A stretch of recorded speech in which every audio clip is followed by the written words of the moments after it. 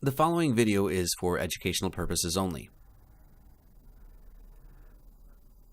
For those of you that might not be aware, and for a select few of you this may actually come as quite a shock, but there is a heated debate going on currently with an exponentially growing group of people who believe, and many who are absolutely convinced, that the Earth is flat. There are literally hundreds of thousands of people who are exploring the notion that this Mother Earth that we live on does not revolve around the sun and is in fact a motionless flat plane, and the stars, sun, and moon, literally the entirety of the cosmos, revolve around the Earth, a model called geocentrism. A majority of these folk are very dedicated to their cause and are making their case with passion and gusto.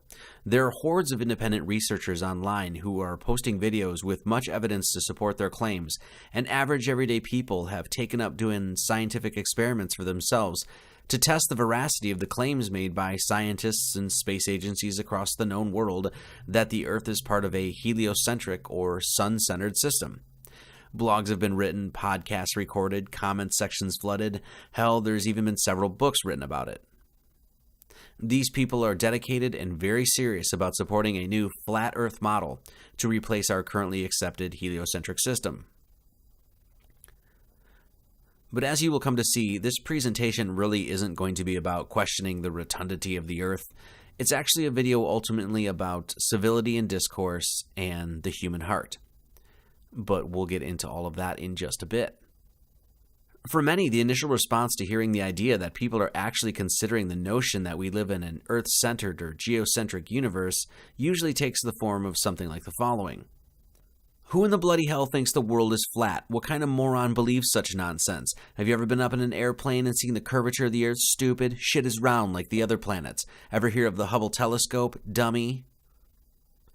The majority of us, at least those who receive their education from a federally mandated academic curriculum, have been told since kindergarten about the rotundity and sphericity of the Earth.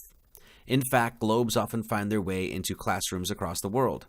The Earth being a spinning globe and going around the sun was and is taught as absolute fact. But if you were like me, you probably often question whether or not you really learned anything in school. There are many people who ridicule the idea of even having a discussion or debate on this subject. For many, there is a sheer absurdity of even questioning the rotundity of the Earth in the first place. A vast majority of the public, many of whom more than likely consider themselves educated, feel that such considerations are for the brain-dead and primitive. To even consider the notion that the Earth is flat, for many, is a complete waste of time. And that is exactly why we are going to investigate this subject today.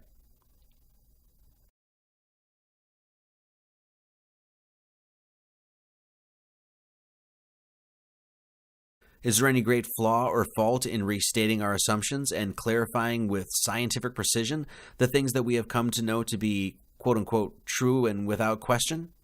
What is so wrong with critically examining fundamental and widely accepted ideas about such things as the shape of the Earth and the nature of the system that we reside in? How often have we ever even considered questioning the celestial mechanics of the world in which we live? Are we supposed to take at face value the promulgations made by governments and self-proclaimed authorities of science, informing us about the heavens above? If you were like me, you take to heart what the great George Carlin said about governments.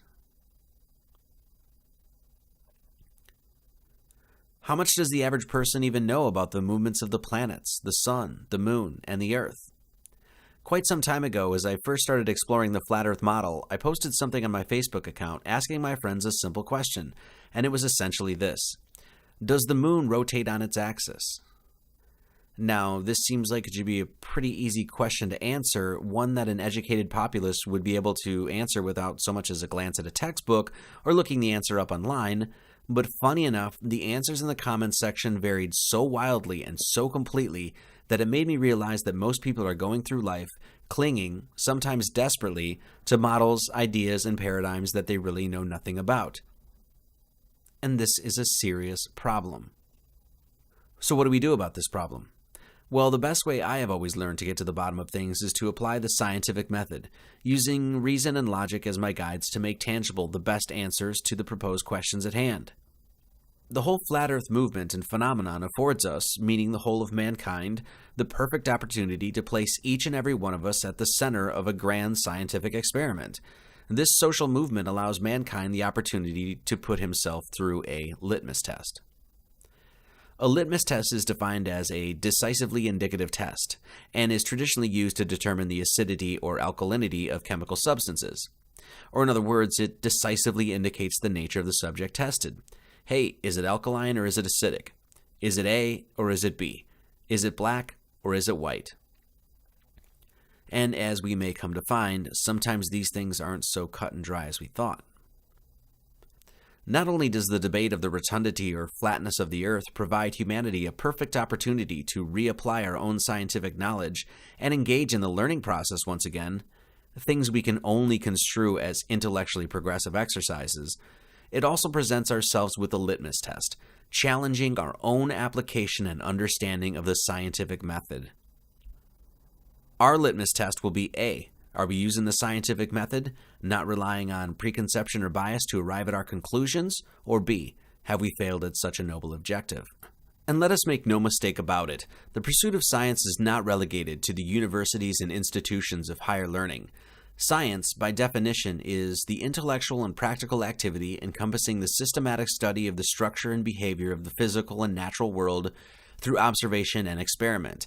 Anyone can make those observations and experiments. Science is a method of investigation, not a set of beliefs. Science is not monopolized by governmental institutions and by men in white lab coats.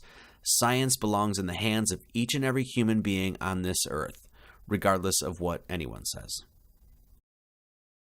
First of all, if you're a fucking guy that's making YouTube videos about the earth being flat, that shit isn't research.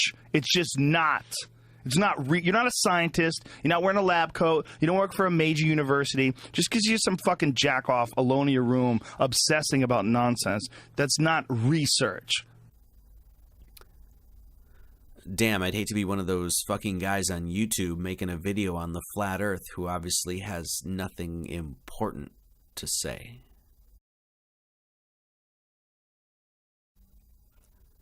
The fact is, science and its basic methods are easy to follow and abide by. The pillars of the scientific method consist of asking questions, doing background research, constructing a hypothesis based on the testing and analyzation of that data, drawing a conclusion and reporting the results. Scientific research must be repeatable, verifiable, demonstrable, as well as able to undergo a healthy amount of scrutiny and criticism. Simple as pie. What often gets in the way of the pure pursuit of science is the human ego. Cordiality and congeniality are lost when the unadulterated quest for truth gets tainted by all sorts of corrupting forces such as money, power, greed, and pride, all things quite prevalent in the current collective human condition. We must always keep emblazoned in our minds the understanding that ridicule, belittlement, derision, disparaging and derogatory remarks, ad hominem attacks, and the like have no place within scientific inquiry, nor in social civility. In the noble pursuit of science, if one attacks another for simply making an inquiry or asking a question, you can be sure that that individual is not, in any way, shape, or form, engaging in the scientific method. Period.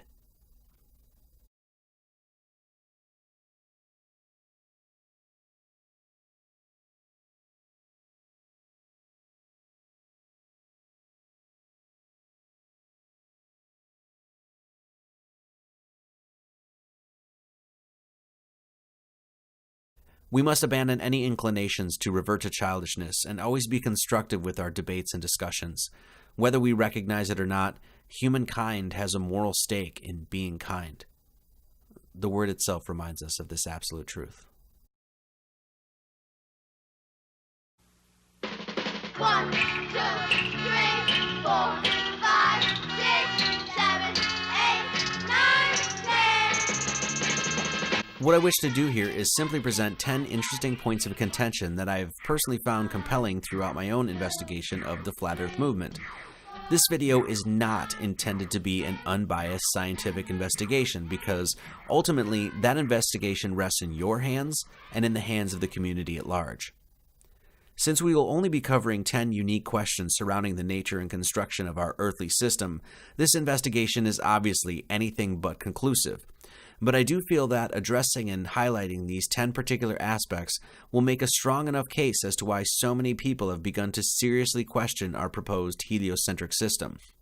It must be noted that there are so many different facets to consider when it comes to understanding the very dynamic system that creates our blessed little home here in the universe. Obviously, when confronted with such a dynamic system as our solar/geocentric system, there is a bevy of varying phenomena that one has to take into consideration. Things like the phases of the moon, the path of the sun, the cause of seasons, the retrograde motion of planets, the mechanics of the pole star, flight paths, the cause of tides, eclipses, etc., etc., etc.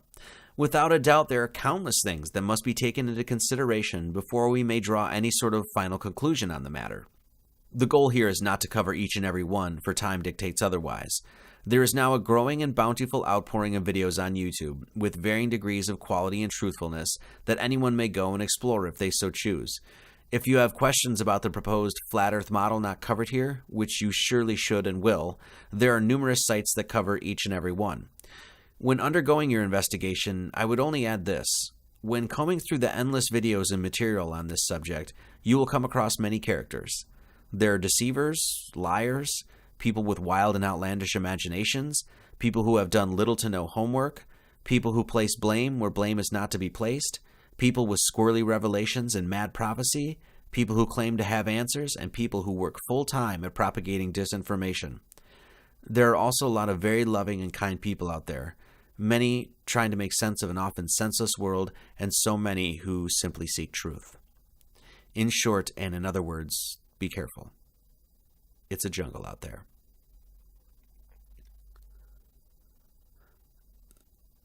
The 10 different topics I personally found compelling and the ones we will be examining in this video are the following.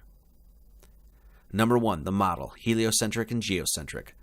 Though there are many other systems other than these two that have been purported throughout time, such as simulation theory, concave Earth, etc., we are going to be looking at these two particular ones exclusively because of the fact that we have been taught the heliocentric model and the flat Earth movement has caught the most steam recently.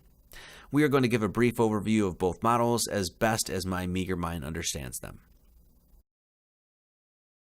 Number 2, horizon, perspective, and viewable distances. We are going to take a look at, well, how human beings look at the world, what we can see, how far we can see, and how the world appears to us. Number 3, sun hotspot in the Earth. We're going to take a quick look at a video from a high-altitude weather balloon and look at how the sun appears to us in this film. Number 4, angles of light and the sun's rays. We're going to take a look at the rays of the sun and the claim that the sun is 93 million miles away. Number 5, NASA and the space agencies of the world. We are going to examine 2 short videos supposedly taken of the Earth from space, provided by the Japanese Aerospace Exploration Agency and the National Aeronautics Space Administration. Number 6, the sun and the moon. We are going to take a short scroll through the myriad questions surrounding the relationship between these two heavenly bodies and our Mother Earth. Number 7, proof of the Earth's spin. We're going to ask the question, can we determine from our position on Earth that the Earth spins at roughly 1,000 miles an hour?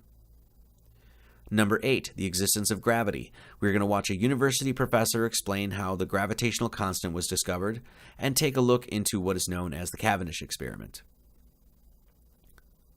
Number 9, an analysis of a time-lapse video of the sun. We are going to watch a brief video showing a time-lapse of the sun and analyze what we are seeing. Number 10, the astrolabe. The astrolabe is an ancient astronomical computer, and we are going to take a look at its functionality today. Okay, so here we go. Number 1, the model, heliocentric or geocentric. What I'm going to try to do here is present very succinctly the general outline and model for both the heliocentric and geocentric systems, again, as best as I understand them. We will take a quick look at basic explanations for the phenomenon we see, as well as look at a quick history of both, and I will try to do this as commonsensical and tersely as I possibly can. So the first model we intend to investigate is the heliocentric system, the system that we have all come to know and the one that we learned about in our state-run educational curriculum. In the heliocentric system, the Sun, or Helios, resides at the center of the system, with that sun flying through space at nearly 500,000 miles an hour, or 483 miles per hour to be more precise. The Earth, one of the planets in an entire system of planets, revolves around the Sun at roughly 67,000 miles per hour, in a large orbit taking 365.24 days to complete. This elliptical orbit around the Sun finds the Earth 93 million miles away from the Sun in summer, and 3 million miles closer to the Sun, or 90 million miles away during winter, a fairly counterintuitive phenomenon called aphelion and perihelion. The band of stars that we see overhead at night is called the Milky Way galaxy, and is the spiral galaxy that our solar system is a very minute part of. The stars we see in the night sky are millions of light years away, a light year being the measure of time it would take light to reach a destination. Our galaxy is just one of literally trillions of galaxies that exist in the ever-expanding universe, giving rise to the notion and statistical probability that Earth, and the life that exists upon it, though unique in its own way, is probably nothing special, as there are many solar systems and many Earth-like planets out in the heavens. The Earth itself is an oblate spheroid, tilted at 23.4 degrees and rotates counterclockwise on its axis to the tune of roughly 1,000 miles an hour at the equator. This rotation is said to cause day and night. The moon rotates around the Earth, with the moon itself rotating on its own axis. And even though the moon spins on its axis, we never see this rotation, and hence we never see the dark side of the moon, and this is due to the fact that the spin of the moon is tidally locked to the Earth's rotation. The heliocentric system is a rather newly adopted system, having first been introduced in the mid-1500s by Nicholas Copernicus in his book On the Revolutions of the Celestial Spheres, released upon his death in 1543. The ancient Greek Aristarchus had proposed a heliocentric theory in roughly 250 BC, possibly working off the theories of the mythical Pythagoras, who supposedly lived a few hundred years prior, but his theories fell out of favor, with many adopting the geocentric model as proposed by the likes of Aristotle and Ptolemy.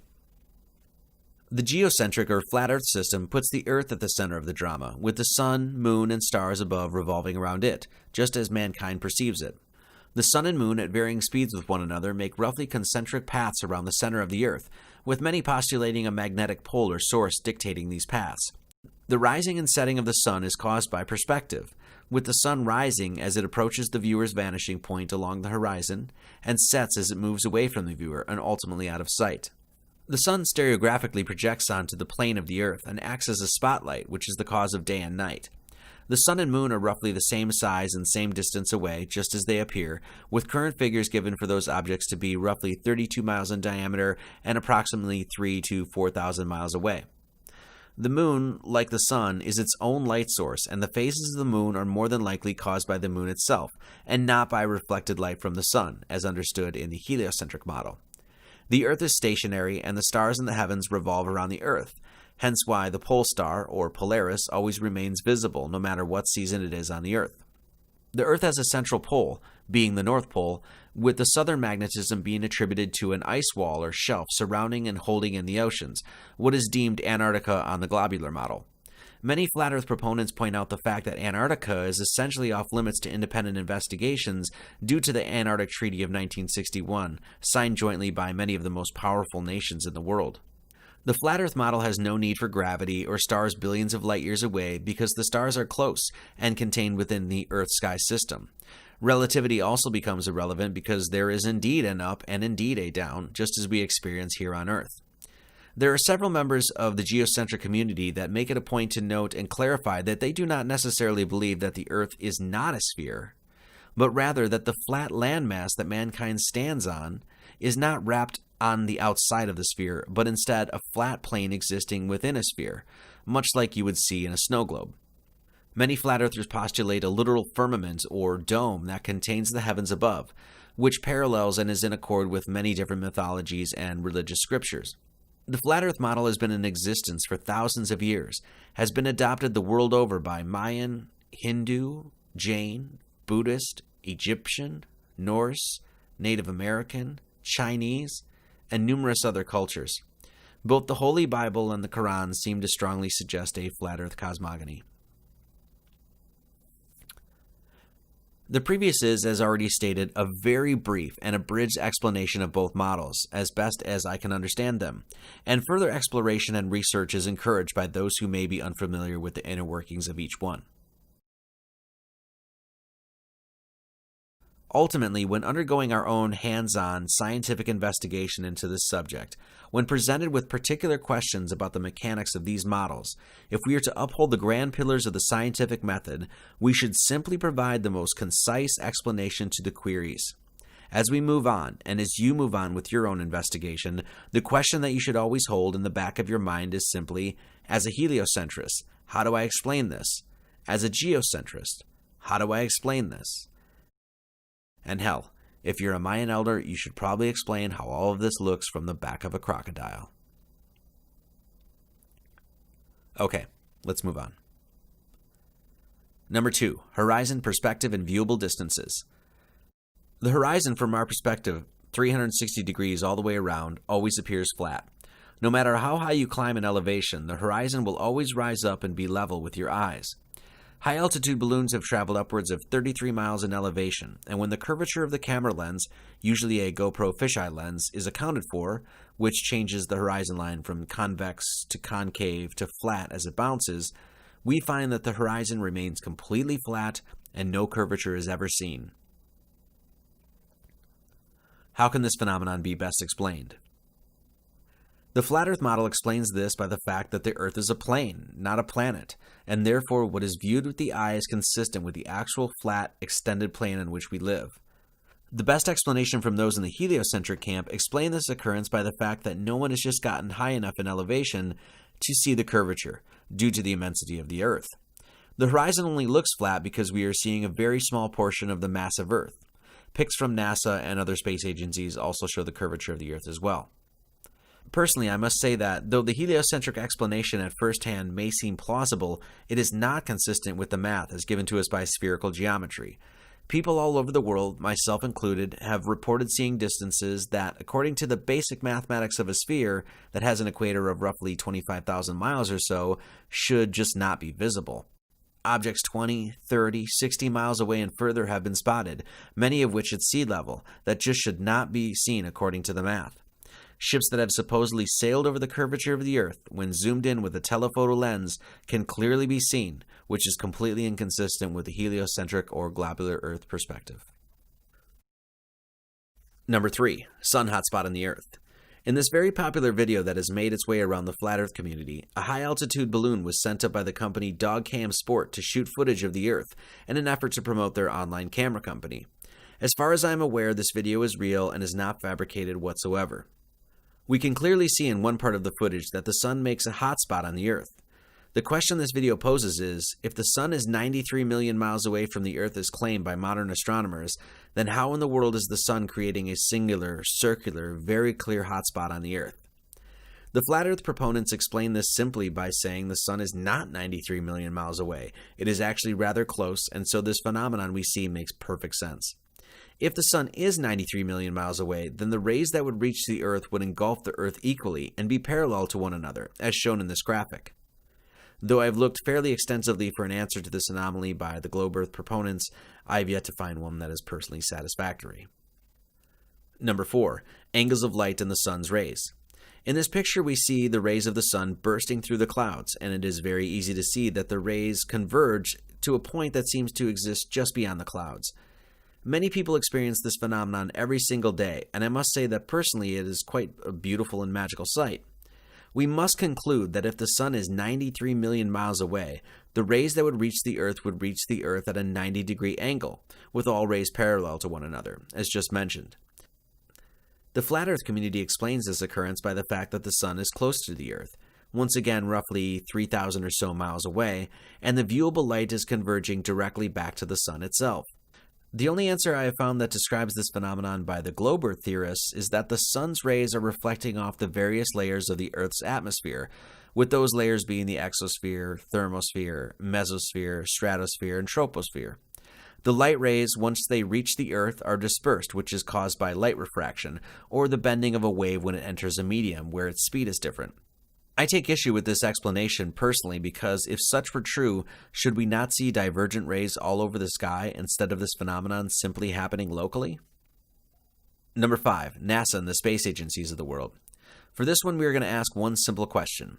Can NASA and the numerous other space agencies of the world be trusted when it comes to the information that they provide? Most news programs, media outlets, and your average everyday nightly news-watching citizen will accept without question or controversy the claims made by any and all of these space organizations. Images and data sent from the New Horizons satellite floating towards Pluto billions of miles away, the Curiosity rover on Mars picking up samples of the Martian surface, the Hubble telescope snapping pictures and videos of quasars, pulsars, nebula, etc., all throughout the universe.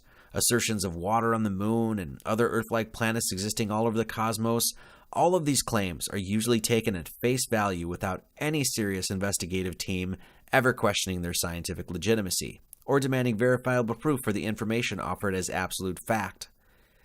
Average everyday people don't often ask questions like, hey, how does the International Space Station handle traveling speeds of 17,500 miles an hour around the Earth in the thermosphere that is said to reach temperatures of 3,600 degrees Fahrenheit? How does the International Space Station ground itself without ever touching ground as it continually builds up a static electric charge cruising around the Earth? How does the Cassini satellite cruise through the rings of Saturn unscathed, while we are told that the rings of Saturn are made of billions of pieces of ice, dust, and rocks, some as small as a grain of salt, while others as big as houses? It is questions like these, along with so many others, that have many people in the Flat Earth movement doubting the whole 9 yards. I will be playing 2 quick videos. The first one is provided by the folks at the National Aeronautics and Space Administration and is a supposed shot of the dark side of the moon as it passes before Earth in a roughly 25-hour period. The second one was released by the Japanese Space Agency and is supposed to be a video taken of Earth rotating in space. Let us take a look at the first video. This video is said to have been taken by a satellite floating somewhere around 1 million miles from Earth. As you can see, even though the video is supposed to be of a 25-hour period, the shot is perfectly still and the cloud formations hardly, if ever, move in this entire span of time. Besides looking just absolutely fabricated, it must also be noted that the moon crosses a great distance over the Earth in this video, which is completely inconsistent with what we are told the orbit of the moon should take around the Earth, which is a period of approximately 28 days. Also pay attention to the fact that not a single star is seen in the background. Where are they? There are numerous anomalies and inconsistencies with this video, and even the untrained eye can see that this footage has some serious issues with its authenticity. The second video is provided by the Japanese Space Agency, and shown here is supposedly a video of the Earth as it spins, creating day and night. If you take notice, the camera is once again perfectly still, not a nudge, shake, bump, or shift in the viewpoint, which in itself seems completely illogical considering that this was supposed to have been taken from a weather satellite drifting in orbit in the vacuum and infinitude of space. As you can clearly see, the clouds all move together in perfect harmony, almost as if one enormous weather pattern swept over the entirety of the Earth. Notice that when the day turns to night, no lights can be seen on the Earth. Is this because the satellite is too far away to detect them? Also notice we do not see any of the supposed 1,800 satellites orbiting the Earth, nor do we see the International Space Station that is supposed to be traveling at 17,500 miles an hour. Also take note, just like the last video, the absence of stars in the background. Though we can see stars here on Earth very clearly, and astronauts at NASA recently admitted seeing stars in space, it is a complete wonder why we do not see a single one in any of these videos. I have personally shown these videos to non-conspiracy-minded people and asked them point blank if they believed that the footage that they were viewing was real or CGI, and the response I received every time was a laughing, absolutely not, that is fake as hell and obviously computer-generated. The internet is littered with sites, once again of varying quality and accuracy, that have heap loads of evidence that calls into question literally everything these space agencies do. From the International Space Station to the Apollo moon landing hoax, there is an excited, passionate, and fast-growing demographic of people that are calling bullshit to the claims the governments of the world are making, and they are backing up their grievances with mountains of evidence. I have done an entire video on my own personal feelings towards NASA that you can find on my channel entitled Curiosity Roving Through the Claims of NASA, which is a concise and to-the-point video addressing many concerns and anomalies with the information released by this American space agency. I feel that it is well worth your time. The fact is, when examining whether or not the Earth upon which we stand is part of a geo- or heliocentric system, we must take into deep consideration the possibility that the very people who tell us about the heavens above are lying to us about what they know. Only someone engaging in the true scientific method would understand that this factor, in order to make the most complete and thorough study possible, must be accounted for. Number 6. The Sun and the Moon. The image here is presented to give you a rough perspective of the proposed sizes and distances of the Earth and our Sun in the heliocentric model, as given to us by official sources. The Sun is on the right there with its approximate size, and the Earth is on the left with its approximate size, given here in English miles. That line in between the Earth and Sun is to denote a measure of 1 million miles, which means there would be 92 million more of those lines between the Sun and us here on Earth. This is a distance of such enormity that I cannot even draw to scale on this screen and make the Earth visible to the naked eye. For this topic, we're going to take a much more philosophical and honestly theological approach. The Sun and the Moon as united polarities have been celebrated throughout history. I think it's safe to say that there is not a culture, nor tribe, nor civilization across the known world that does not pay homage or draw particular attention to these two heavenly bodies. Now, I am not necessarily trying to advocate the belief in a God here on this point, but standing back and looking at the relationship of these heavenly bodies with our Earth and analyzing it with a purely mechanistic and engineering mindset, either one of these models, whether geocentric or heliocentric, at least in my humble opinion, clearly expresses elements of design, intelligence, and intention. In the heliocentric model, we have a sun and moon appearing the exact same size in our sky from our perspective on Earth, with a whopping nearly 93 million miles difference between them. The idea that this Goldilocks zone that the Earth is in, or this perfected balance maintained long enough for such biological complexity to arise, is somehow just happenstance and accident and the result of simple laws of physics, seems, to be downright blunt, absolutely absurd. What is there more evidence of here? Design or chaos? Intelligence or haphazardness? Holistic functionality on a micro and macro scale, or a jumbled volatile mess?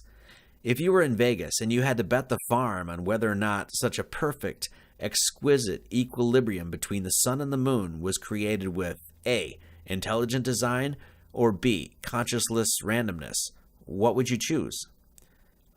The geocentric model also delivers us into notions of a creator as well when we analyze how its proposed system works.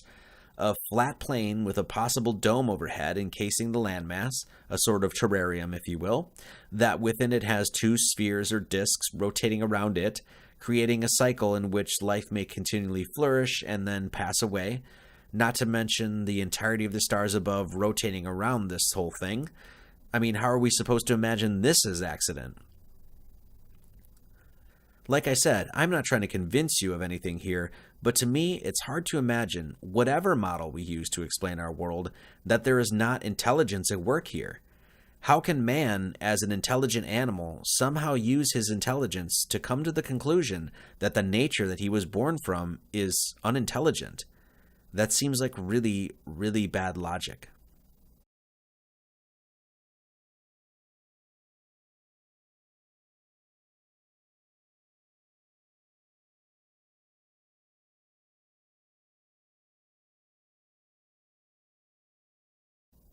I honestly have so many questions surrounding the sun and the moon that they are too numerous to address here. I will say this though, understanding their beauty is simple. To rest on my poetic laurels here, no matter what model we use, and no matter how the mechanics of these objects ultimately plays out, the sun and the moon to me are declarations of cosmic grace. To track the phases of the moon and the cycle of the sun requires no telescope nor complex mathematics. It just simply requires you to look up into the sky every day and every evening. Number 7, the spin of the Earth. The question is, can we tell if the Earth, from our perspective, is spinning or not? Can we somehow detect, calculate, and measure from where you and I stand the supposed spin of the Earth? Now, the Flat Earth community claims that the Earth is motionless and still, and that no motion of the Earth can ever be detected because, by fact, there is none. Many even go so far to say that without the information from the government space agencies of the world, a person cannot even prove himself that the Earth somehow encircles the Sun. This quote from Albert Einstein on the spin of the Earth sums up our question pretty nicely. The struggle so violent in the early days of science between the views of Ptolemy and Copernicus would then be quite meaningless. Either coordinate system would be used with equal justification. The two sentences, the sun is at rest and the earth moves, or the sun moves and the earth is at rest, would simply mean two different conventions concerning two different coordinate systems. Besides images from the space agencies of the world, the heliocentric proponents often point to the Foucault pendulum for evidence of spin. Here's a quick video explaining how the Foucault pendulum works.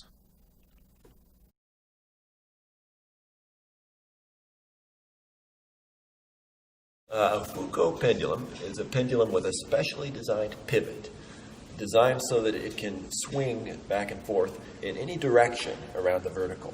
So that's in contrast to, for example, a grandfather clock, where the pendulum has to swing in a particular plane. Let's imagine that you have a Foucault pendulum and you're at the North Pole of the Earth. When you set the pendulum swinging, you determine a plane in which the pendulum is swinging. And that plane is fixed. So as the Earth rotates underneath the plane of the pendulum swinging. And so if you now go back and imagine that you're standing on the Earth, you see the plane of the pendulum rotate every 24 hours. Now as you go to lower latitudes away from the North Pole, the time that it takes the plane of the pendulum to rotate around lengthens.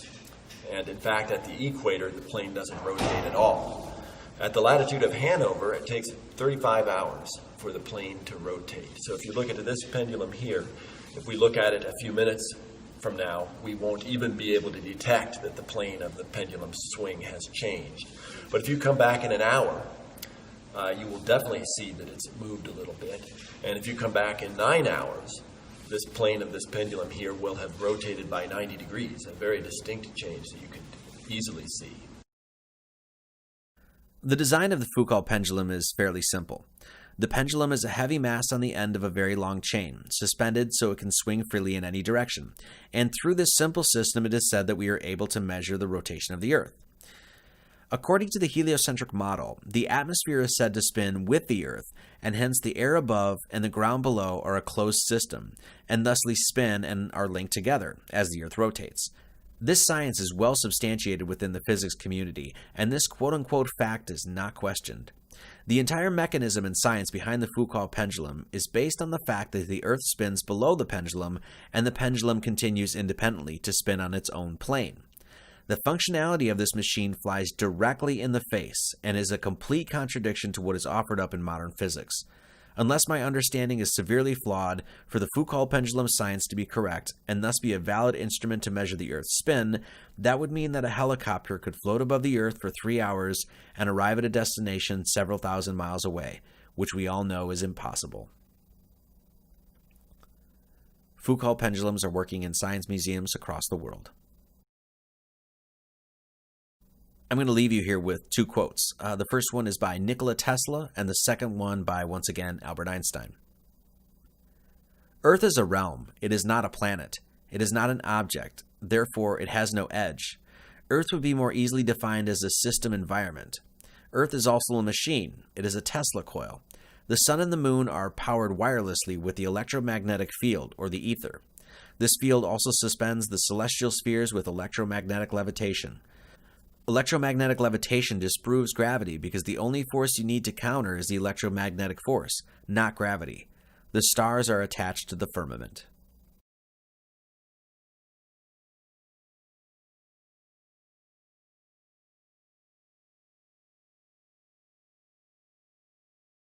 Question: have you ever felt the Earth spin? Number 8. The gravitational constant.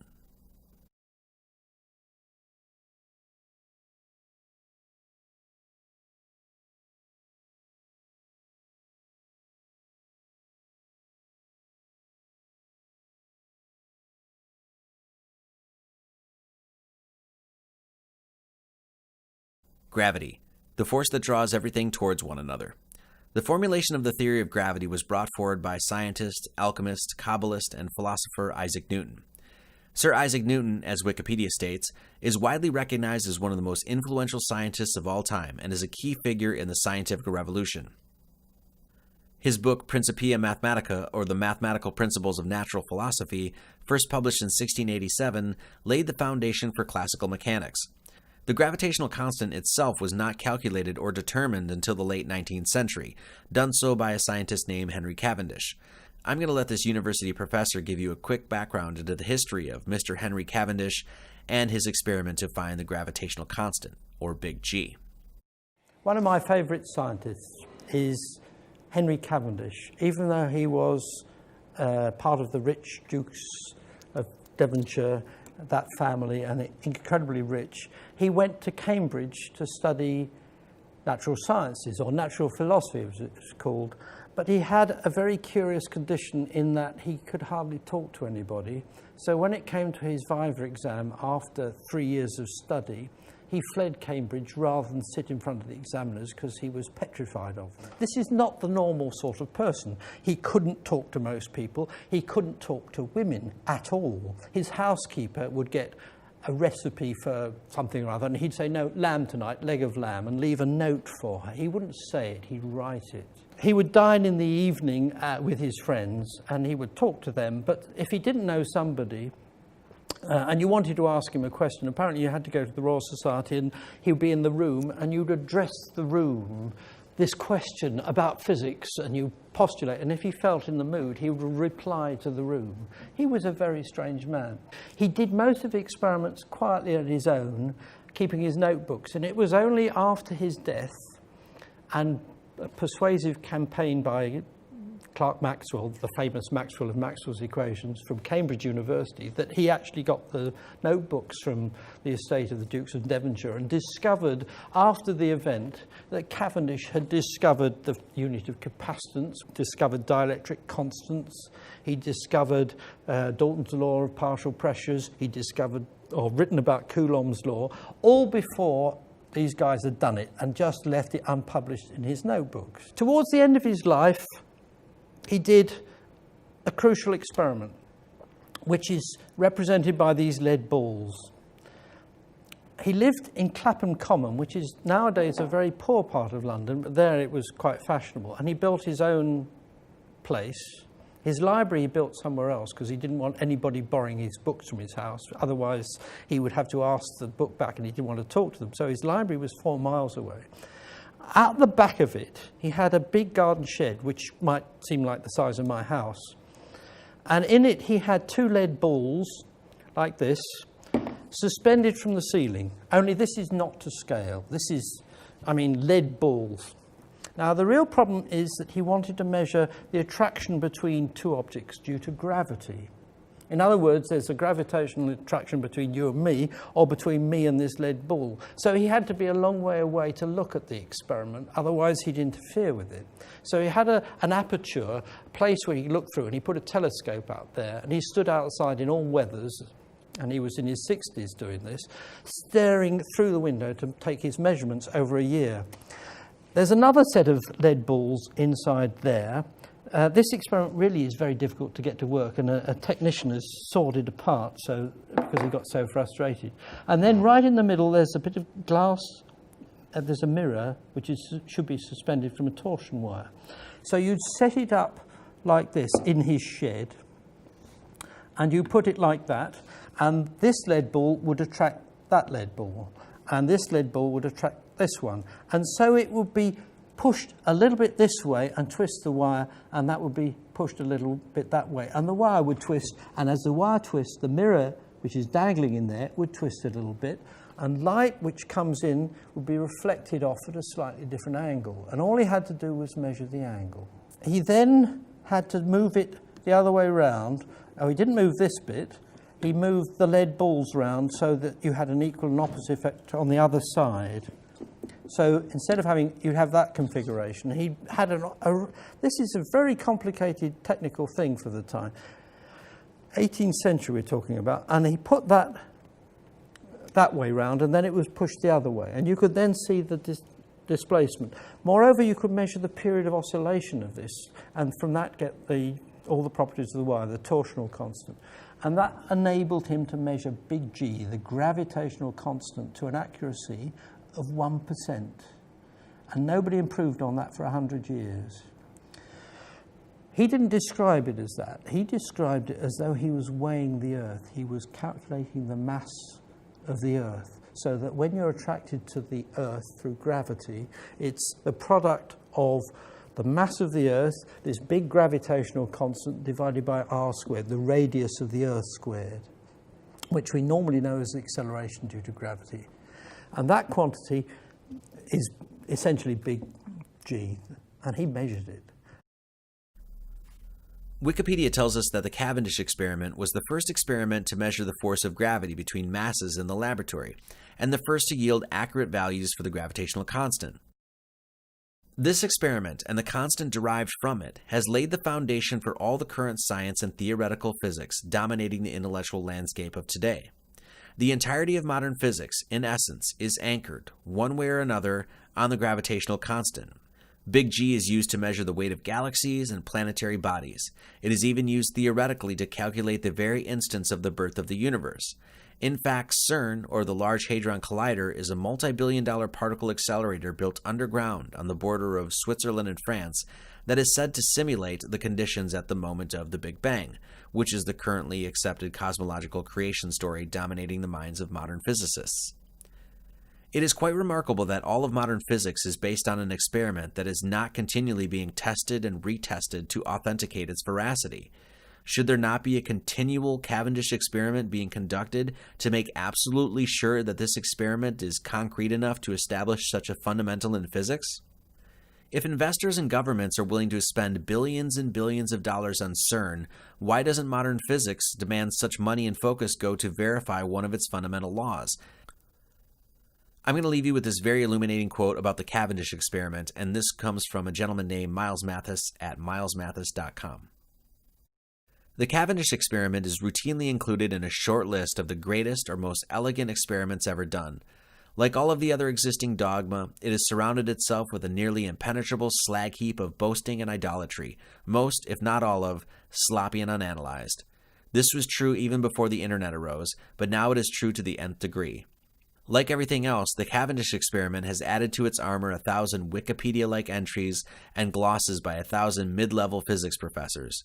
Of the many thousand recent reruns of the experiment, not one appears to have begun with any level of skepticism. Not one is actually set up to test or extend the experiment.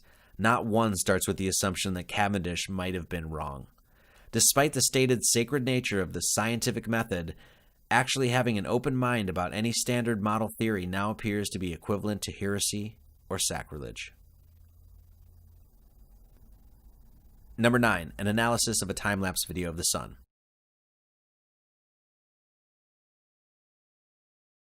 The video you are watching right now comes from a YouTuber named P-Brain. The crux of this gentleman's video is aimed at explaining how the path of the sun through our skies, including sunrise and sunset, can be easily determined by simply understanding the laws of perspective, as well as the orbit that the sun takes around the center of the Earth, as understood in the geocentric model.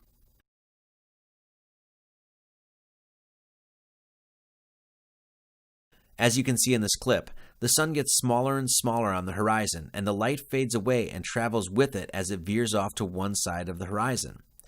Flat Earth proponents claim that this is exactly what the sun does in a flat Earth model, and further, if we are to assume that the sun is 93 million miles away, the idea of attributing this phenomenon to the turning of a sphere at such vast distances does not really seem to make logical sense, since from whatever longitude and latitude we are in, the sun should fade evenly across the horizon. This video from the International Space Station shows this phenomenon from space. As you can clearly see, the sun fades evenly across the horizon. I only want to touch on this point here and direct you to this perspective for further investigation, because if you have not approached this model before, it is extremely beneficial to understand it from this viewpoint. Though this is not necessarily an endorsement to this particular man's work, I would highly recommend watching a few of the videos he has put together. Number 10. The Astrolabe. The astrolabe is an ancient astronomical computer that has many uses, including, as told to us by Wikipedia, locating and predicting the positions of the sun, moon, planets, and stars, determining local time, giving local latitude, and vice versa, surveying, and triangulation. The astrolabe was used during classical antiquity, the Islamic Golden Age, the European Middle Ages, and the Renaissance for all of these purposes. The early astrolabe was supposedly invented by Apollonius of Pergam around 220 BCE, which means that the astrolabe has been prevalent throughout history for over 2,000 years. Astrolabes can be purchased or built today and can be used with precision on our modern night skies. We are going to watch a brief clip from a video given at a TED conference about the astrolabe, its history, uses, and functionality. You can find the complete video on the official TED Talk site, and I would highly recommend watching the video in its entirety. So an astrolabe is relatively unknown in today's world, but at the time, in the 13th century, it was the gadget of the day. It was the world's first popular computer, and it was a device that, in fact, is a model of the sky. So the different parts of the astrolabe in this particular type, the rete corresponds to the position of the stars, the plate corresponds to a coordinate system, and the mater has some scales and puts it all together. If you were an educated child, you would know how to not only use the astrolabe, you would also know how to make an astrolabe. And we know this because the first treatise on the astrolabe, the first technical manual in the English language, was written by Geoffrey Chaucer. Yes, that Geoffrey Chaucer in 1391 to his little Lewis, his 11-year-old son. And in this book, little Lewis would know the big idea. And the central idea that makes this computer work is this thing called stereographic projection. And basically the concept is, how do you represent the three-dimensional image of the night sky that surrounds us onto a flat, portable two-dimensional surface? The idea is actually relatively simple. Imagine that the Earth is at the center of the universe, and surrounding it is the sky projected onto a sphere. Each point on the surface of the sphere is mapped through the bottom pole onto a flat surface where it's then recorded. So the North Star corresponds to the center of the device. The ecliptic, which is the path of the sun, moon, and planets, correspond to an offset circle. The bright stars correspond to little daggers on the rete, and the altitude corresponds to the plate system. Now, the real genius of the astrolabe is not just the projection. The real genius is that it brings together two coordinate systems so they fit perfectly. There's the position of the sun, moon, and planets on the movable rete, and then there's their location on the sky as seen from a certain latitude on the back plate. So that's just one use. It's incredible. There's probably 350, 400 uses. In fact, there's a text that has over 1,000 uses of this first computer. On the back, there's scales and measurements for terrestrial navigation. You can survey with it. The city of Baghdad was surveyed with it. It could be used for calculating mathematical equations of all different types, and it would take a full university course to illustrate it. The astrolabe is a computer, a calculator, a perfect measuring mechanism based on a geocentric, stationary model of the Earth. This piece of artistic and scientific brilliance needs no accolade, nor pomp or circumstance to announce its own craftsmanship, for its modern-day workability itself proves the genius of its design. A very profound question we must ask ourselves is, if the Sun is traveling at roughly 500,000 miles an hour, and the Earth rotates around it at roughly 66,000 miles an hour, how is it even possible to map and track the same set of stars for thousands of years? If we are to assume that the ancients created this calculator with a complete lack of understanding the true heliocentricity of our solar system, and merely created this calculator of the heavens as understood from their perspective and viewpoint, how is it possible they could have crafted such an instrument that maintains such precision over thousands of years? To somehow think that an instrument of such a high and accurate degree of calculability merely works today out of dumb luck or by accident is rather obtuse. Whoever created this instrument, whatever culture or person made it, their knowledge and ingenuity has withstood the test of time.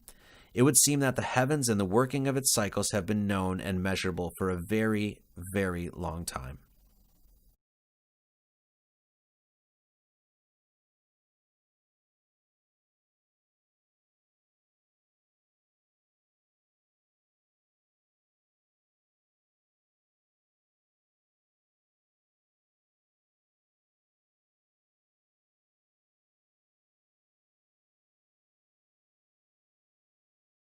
On my now retired podcast, the Marty Leeds Mathematical Radio Hour, I got the chance to speak with John Major Jenkins. John is a Mayan scholar who has a deep passion for the Mayan peoples, their culture, their heritage, history, rituals, and cosmology. John has done unparalleled, extensive, and exhaustive work reconstructing the ancient Mayan cosmology.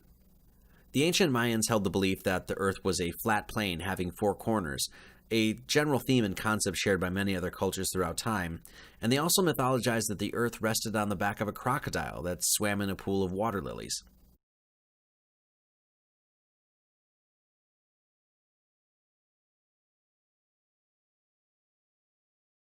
The Mayan calendar gained popularity because the calendar reached a very prominent point, what was deemed as the calendar's quote-unquote end date, with this date translating to December 21st, 2012, or the winter solstice in our current Gregorian calendar.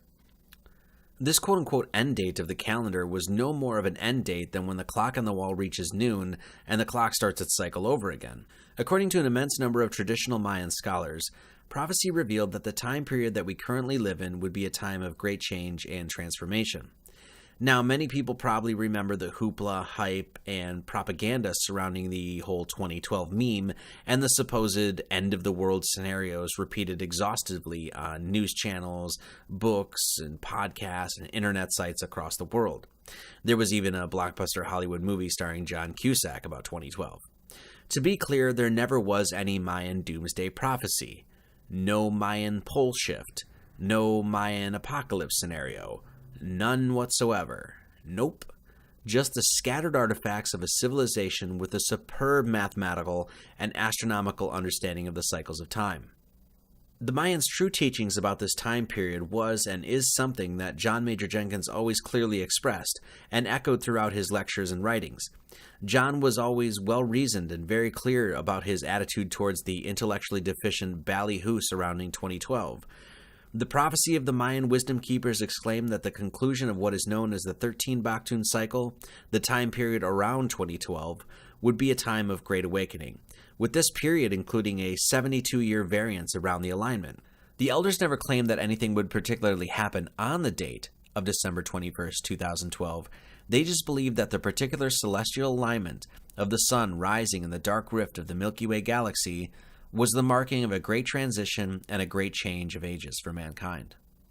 The Mayans calculated changes through a very complex and dynamic system of calendars that related and linked astronomical changes in the heavens to those here on Earth. In sacred traditions, the heavens and the earth were linked, and so what was happening above was intimately linked to what was happening below. This astronomical alignment of the December 21st solstice sun rising in the center of the dark rift of the Milky Way has a whole new added weight when the geocentricity of our Earth is taken into serious consideration.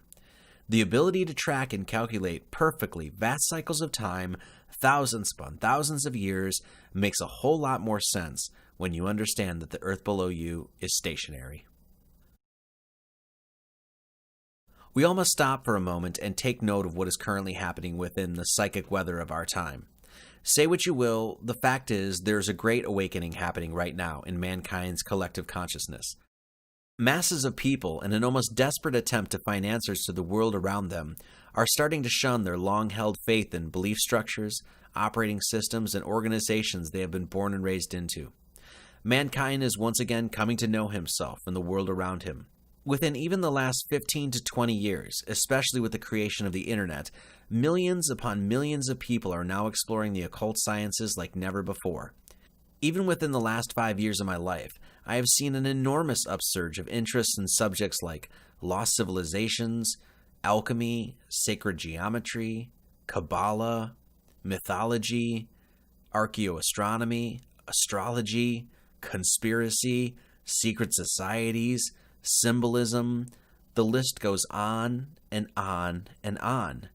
We live in an age where the esoteric arts are starting to take center stage in people's explorations, investigations, and examinations of the world they live in. This awakening is something that has been ramping up for quite some time now. And this shift that is happening right now, at least according to the unparalleled mathematical and astronomical minds of the Mayans, was calculated a very long time ago and was written in the stars. Though I have no idea how John Major Jenkins feels about the concept of the Earth being flat, I must say it would be hard to argue that if there is any validity to what the Mayan elders were saying, And we are indeed living in a time of great transition. There can be no doubt that the Flat Earth movement is certainly going to play an enormous part of this supposed prophesized shift. Or not. Today, through the power of the internet and through the widespread dissemination of information, we now have average, everyday Jack and Jills, people not constrained by paradigms and politics, not shackled by the stale and lifeless institutions supposedly dedicated to the pure pursuit of science, average, everyday people going out into the world, making real discoveries, finding real knowledge, and bringing it back to the people. These people are doing grassroots work, obtaining knowledge through self-pursuit, through their own blood, sweat, and tears, and sharing the lessons they have learned along the way. We live in a unique time. A person, by simply spending 1 or 2 weekends solidly perusing the right videos and channels on YouTube, may be exposed to more information in those weekends than many have procured across several lifetimes. Though we must as well be surgically discerning when it comes to the information that we gather and trust, the ability to learn has never been greater.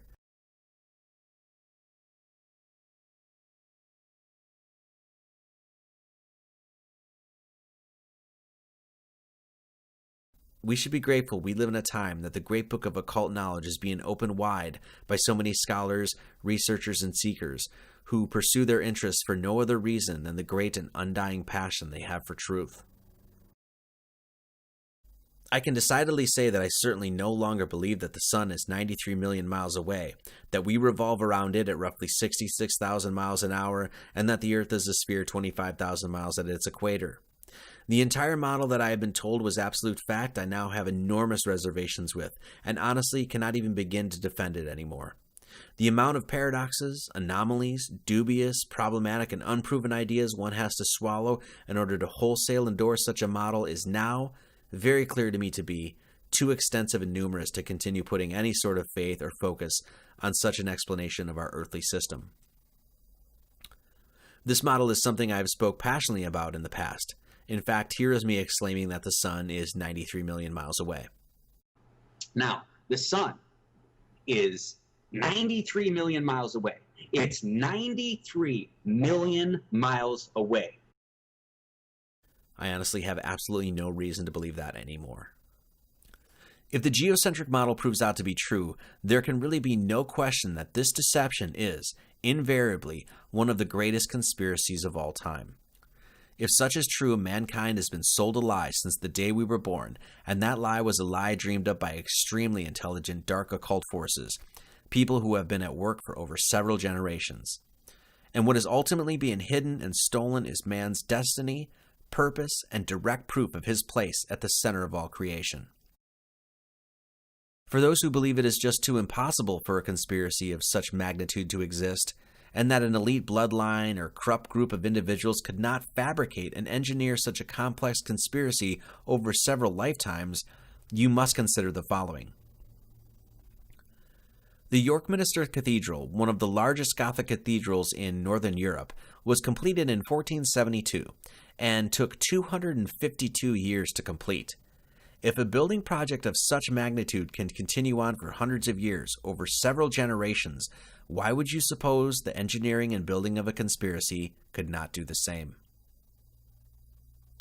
For those asking what is the point of lying about the shape of the earth, I would offer this. Throughout my studies, research, and long process of spiritual growth, I came to an immovable understanding and intrinsic recognition of the scintilla and spark of the Great Spirit within all things. It is something that I have held within the center of my heart. It is something that I see without eyes. It is unwavering in my psyche. Such a revelation has empowered me like never before. I found that spark of the Creator within when I was still under the erroneous impression that the earth was a spinning ball, cast out in an infinite and endless universe. I can only wonder how much easier my pursuit might have been if I had not been lied to and instead was taught that everything in the universe literally revolves around the drama of mankind.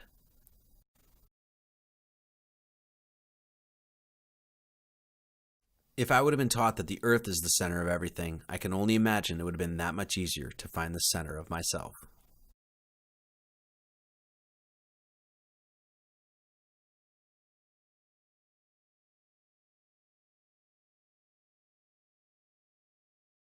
For several years now, I have created content, books, videos, podcasts, and the like, in an effort of trying to help people understand that man is no accident, that he is created with a great purpose and has a great force within him.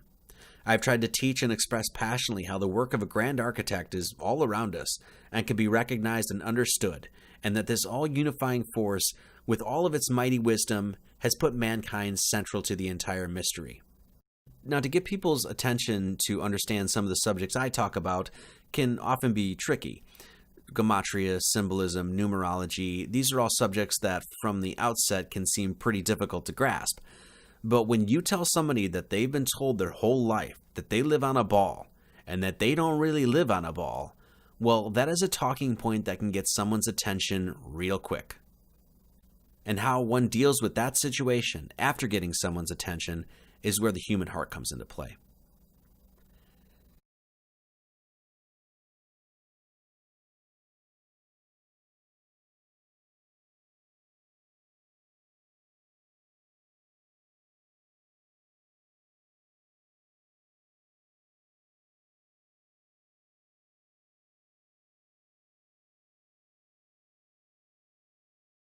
The great secret of life is not an elusive one. Everyone knows it well, for it is lodged deep within our chests, and our inner voice reminds us of it all the time. This dimension we inhabit is a moral dimension. Existence itself delivers us into a gradation of experience that includes intense pain and evil and immense joy and love. And man, maneuvering through this oft-perceived madness, regularly finds himself rejoicing in sin and agonized by love. We are given great highs and great lows, and our ultimate task is to navigate through these oceanic swells, anchoring every decision and every action with the goodness of our hearts. What is the purpose of life? What is the meaning of existence? What on earth are we doing here?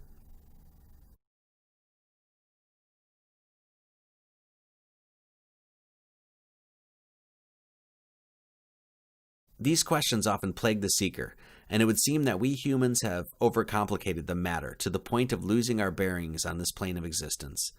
The answers to our most seemingly profound questions are not so convoluted and perplexing. The word earth is an anagram for heart. What are we doing here, you ask? It is no grand mystery to recognize that man's goal on earth is simply to find and secure the love he has in his heart.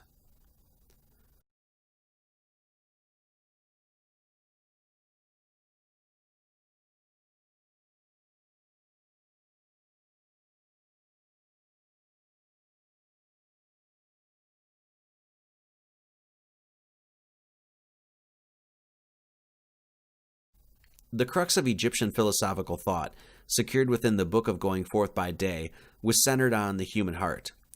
Upon entering the gateway of death, the ancient Egyptians believed that the human being would undergo a ceremony they deemed the weighing of the heart ceremony. In this ceremony, one's heart would be weighed against the feather of Ma'at. The Ma'at were 42 moral codes that the Egyptians were to abide by and were principles that helped guide them throughout life. If one's heart weighed less than the feather of Ma'at, one would then ascend to the heavens and return to the source of all creation.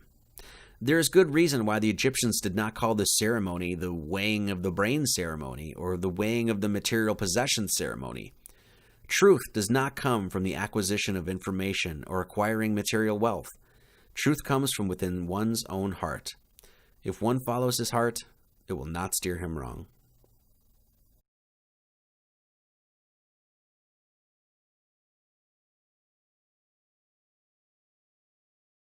For all you English gematria hounds out there, the weighing of the heart ceremony equals 132, and there are 42 principles of Ma'at, the very feather that is weighed upon the scales. 132 divided by 42 is 3.142, or pi.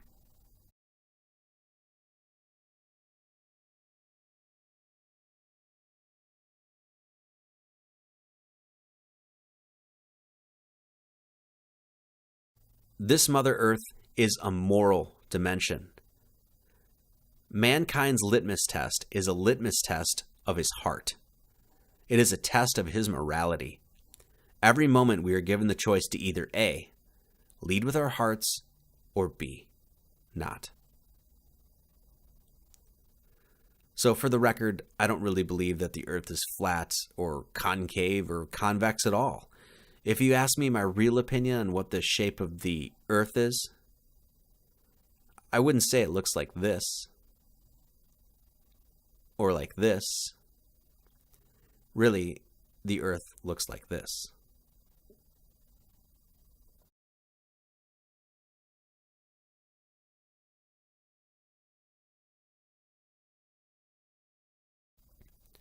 Nah, I'm just kidding.